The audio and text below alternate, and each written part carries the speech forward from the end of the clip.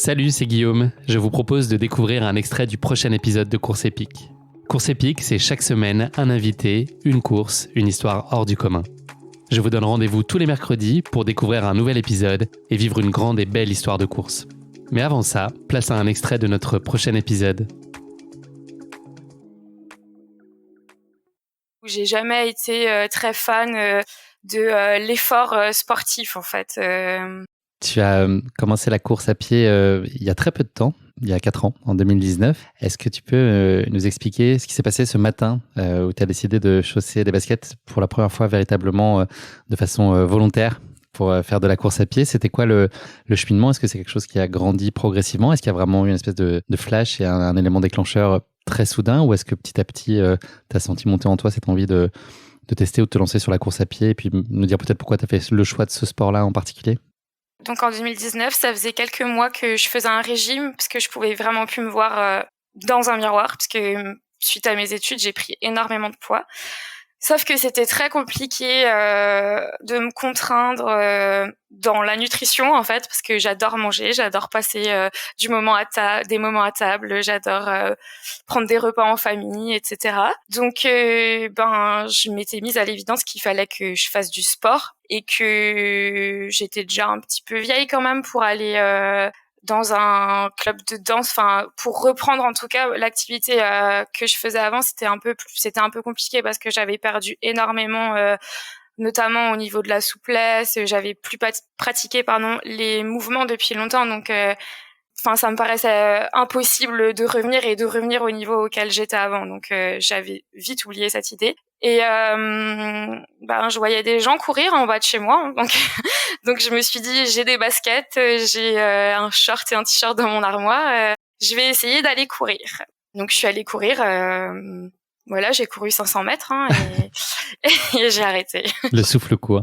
Et c'était en le faisant, tu sentais que c'était une contrainte, tu le faisais parce qu'il fallait, ou il y avait quand même une part de plaisir pressenti, en tout cas de trouver de la satisfaction et peut-être même de la considération pour toi-même de te lancer, justement, de te reprendre en main en réenclenchant une dynamique sportive? Alors, je savais déjà avant de partir que je n'aimais pas la course à pied.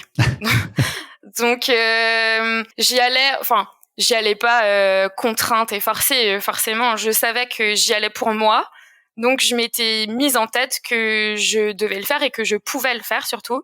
Et que à partir de ce jour-là, je lâcherais plus et que j'arriverais au bout de ce que j'ai envie d'arriver. Mais du coup, là, l'objectif était faire régulièrement une activité sportive pour perdre du poids et maintenir ensuite mon poids et me sentir bien dans mon corps.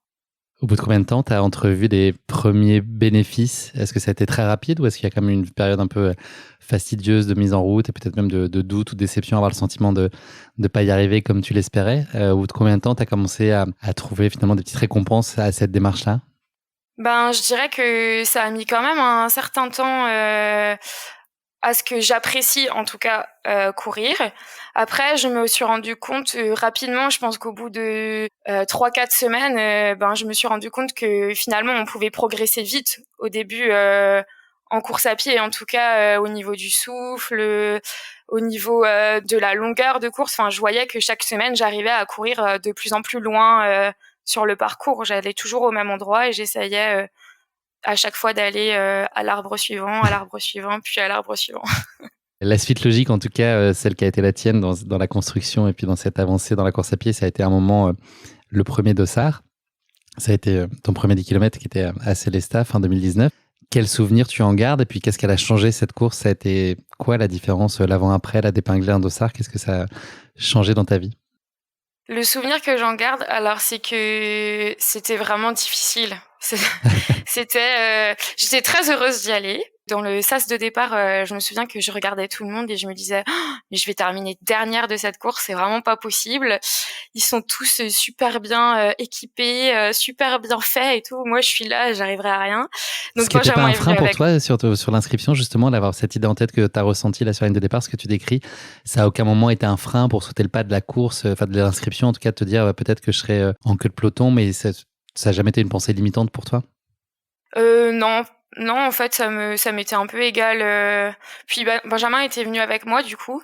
Et je lui avais dit que si j'étais dernière, il pouvait quand même me laisser passer pour Un gentleman. pour arriver avant-dernière.